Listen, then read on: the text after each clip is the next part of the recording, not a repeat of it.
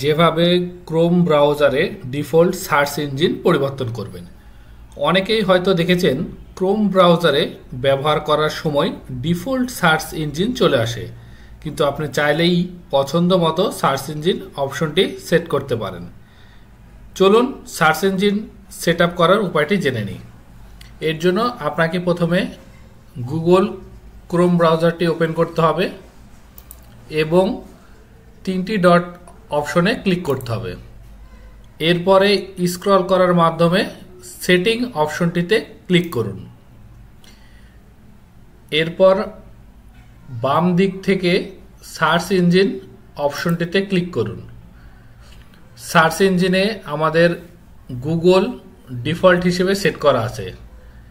এখানে আমরা Google change করে ইয়াহু করতে যাচ্ছি।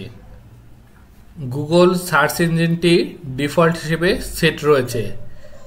এবার চেঞ্জ অপশনটিতে ক্লিক করে আপনার পছন্দসই যে কোনো একটি সার্চ ইঞ্জিন আপনি চাইলে অ্যাড করতে পারেন। আমরা এখানে ইয়াহু সার্চ ইঞ্জিনটি অ্যাড করব। এবার সেট অ্যাজ ডিফল্টে ক্লিক করব। এবার চলুন চেক করি। দেখতেই পাচ্ছেন আমাদের সার্চ ইঞ্জিনটি পরিবর্তন হয়েছে। এবার আপনি চাইলে পুনরায় গুগল সেট করতে পারেন। একই অপশনে গিয়ে চেঞ্জে ক্লিক করে গুগল সিলেক্ট করে সেট অ্যাজ ডিফল্ট ক্লিক করলেই আপনার ক্রোমের সার্চ ইঞ্জিনটি পুনরায় আবার গুগলে ফিরে আসবে।